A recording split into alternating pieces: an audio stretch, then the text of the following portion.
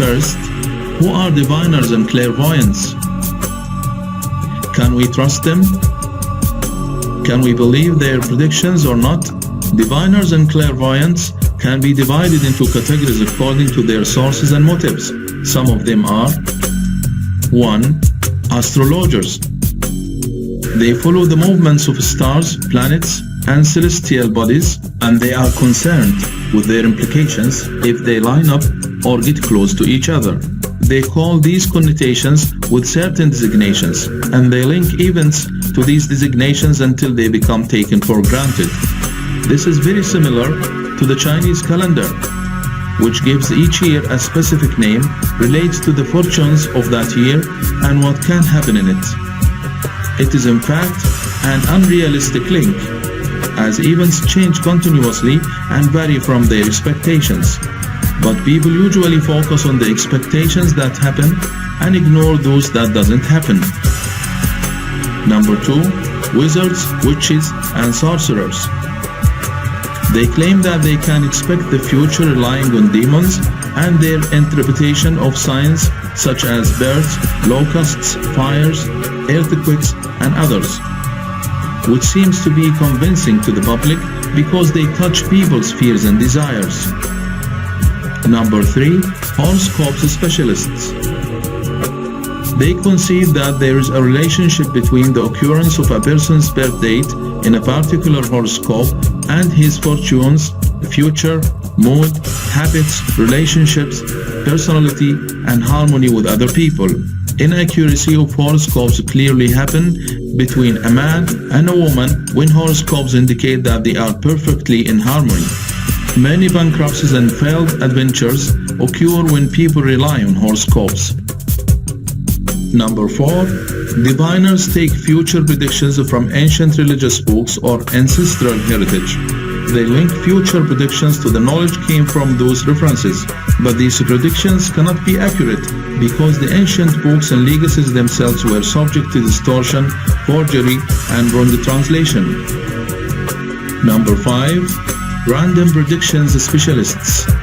They convince people that a person or an animal can predict the future, such as using a parrot or octopus to predict matches results before they start, in order to encourage fans of the teams to bet on winning. Number 6. Psychiatric patients who believe that they have been given signals or dreams to show them the upcoming events, enable them to predict the future, and tell them about treasures, locations, and puzzle solutions. Number 7. Malefactors, agitators, and planners.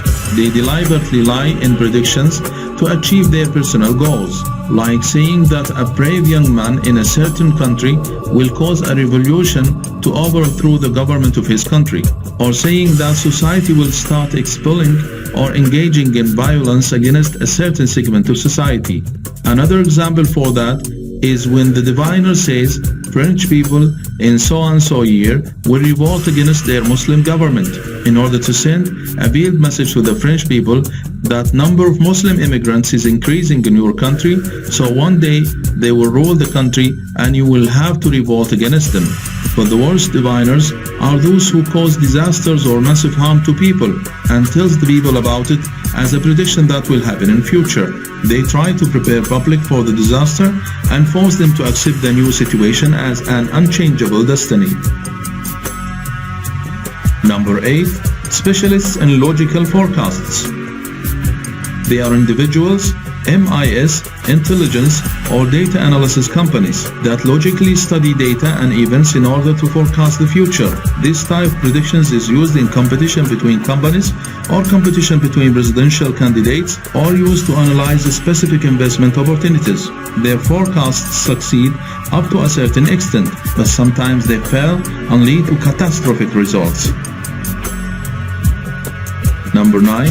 Comers from the future, time travelers, or souls dissolved in other bodies.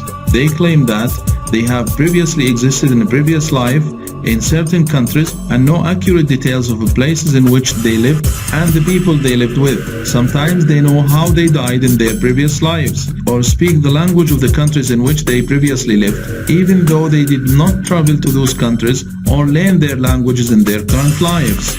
Some of them claim that they lived in the future in a specific era and talk about the events with confidence and clarity.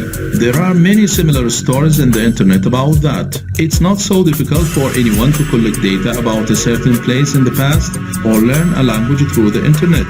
Thus, their stories about the past can be believed, but their future stories cannot be verified, especially when they talk about very far future. And this what causes suspicion in their stories or predictions.